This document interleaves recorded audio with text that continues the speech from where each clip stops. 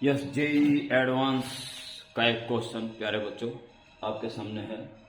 JEE advance 2017 में आया हुआ क्वेश्चन ये है। हालांकि थंबनेल में पूरा कंप्लीट क्वेश्चन है, ऑप्शन सही। सिमेट्रिकल स्टार टाइप ये कंडक्टर है, आई करंट फ्लो हो रहा है पूरा, और ये maximum distance up corner to down corner 4a दे रखी है। सेंटर पर कितना फील्ड होगा ये निकालना है, दैट्स ऑल। इतना ही क्वेश्चन है। हर एक ब्रांच इस सेंटर के लिए एक जैसा काम करेगी। इसके कारण जो करंट होगा यहां पर बाहर की तरफ होगा, तो इसके कारण भी बाहर होगा, इसके कारण हर जगह करंट ऐसा ही जा रहा है, जो कि नॉर्थ पोल को फॉलो कर रहा है। हर ब्रांच के कारण फील्ड बाहर ही होगा, और हर ब्रांच सेम बिहेवियर है हर ब्रांच का पॉइंट के लिए। एक ब्रांच का अगर आपने मैग्नेटिक फील्ड निकाल दिया, हर ब्रांच का मैग्नेटिक फील्ड उतना ही होगा, वो भी सेम डायरेक्शन में। तो कुल कितने पार्ट होंगे? जहां लिखा है यहां से 1 2 3 4 5 6 7 8 9 10 11 12। अगर आप इसके कारण मैग्नेटिक फील्ड निकाल देते हो यहां पे, तो उसका 12 टाइम्स कर दीजिए, दैट्स ऑल। एक बार कॉन्सेप्ट में बड़ा भारी भरकम ज्ञान चाहिए, कॉन्सेप्ट को मैं अलग से बताता हूं एक बार। तो प्यारे बच्चों, कॉन्सेप्ट क्या है और इस कॉन्सेप्ट में क्या सावधानी बरतनी है इस क्वेश्चन में। केवल फॉर्मूला याद कर लेने से यहां काम चलने वाला नहीं है। इस बार उस फॉर्मूले की मेन जानकारी की आवश्यकता है। कॉन्सेप्ट क्या है? एक फिनिट साइज का वायर आई करंट फ्लो हो रहा हो और किसी पॉइंट की शॉर्ट डिस्टेंस आर हो, शॉर्टेस्ट डिस्टेंस। क्या फील्ड मैंने बताया था, एक तरफ एंगल φ1 और दूसरी तरफ एंगल φ2। ध्यान देना मैंने क्या कहा, एक तरफ एंगल φ1 और दूसरी तरफ φ2, तब जाके इसका फॉर्मूला है μ0/4π I/r sin φ1 प्लस sin φ2। और ऐसे में अगर ये वायर थोड़ा ऊपर चला जाए तो φ1 ज्यादा हो जाएगा, φ2 कम हो जाएगा। और जब इस पॉइंट के सामने ये आ जाएगा वायर, तो φ2 जीरो हो गया। और इस समय अगर वो वायर पूरा ही ऊपर चला गया, तो शॉर्टेज डिस्टेंस तो यही रहेगी φ1 की वैल्यू ये आएगी पॉजिटिव में, जबकि φ2 जो नीचे आना था वो भी जीरो से भी छोटा होकर ऊपर चला गया, तो अब ये माइनस साइन के साथ आएगा। ये चीज बड़ी इंपॉर्टेंट इस क्वेश्चन में है। तो अगर ये फॉर्मूला याद रखते हो तो ये जरूर ध्यान रखना कि φ1 एक तरफ, φ2 दूसरी तरफ है। अगर φ2 दूसरी तरफ चला गया तो समझो नेगेटिव हो गया, दैट्स ऑल।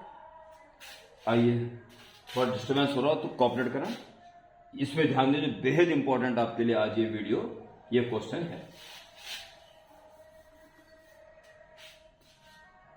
चलिए इसके पीछे बढ़ते हैं। इस ब्रांच का, तो इसको पीछे हटा के इसे पकड़ना डाउन कर, ये तो होगी इसकी शॉर्टेज डिस्टेंस। देखो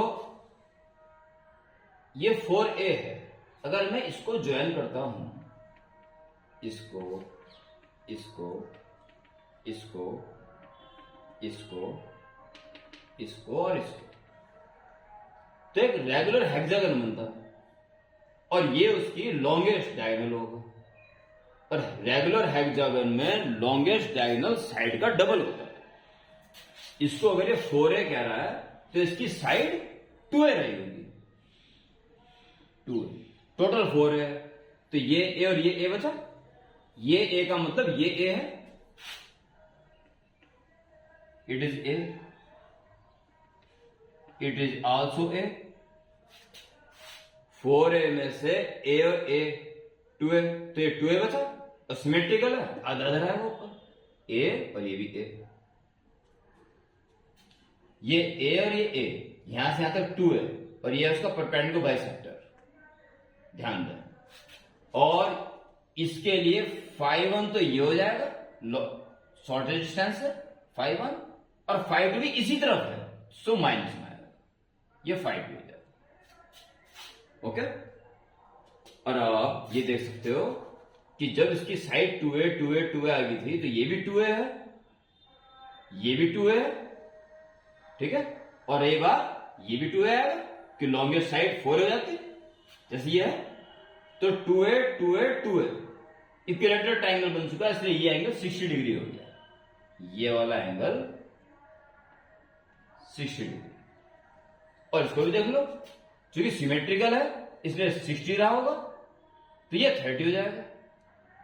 और ये दोनों ट्रायंगल बिल्कुल कॉन्ग्रुएंट है, तो ये 30 है तो ये भी 30 है। बस 5-1 भी पता है, 5-2 भी पता है, 5-2 में सावधानी बरतनी है। अगर सावधानी नहीं बरती तब जो आंसर आएगा वो ऑप्शन में हर हाल मिलेगा कहीं ना कहीं, इसलिए इसका सच्चा नॉलेज जरूरी है बहुत।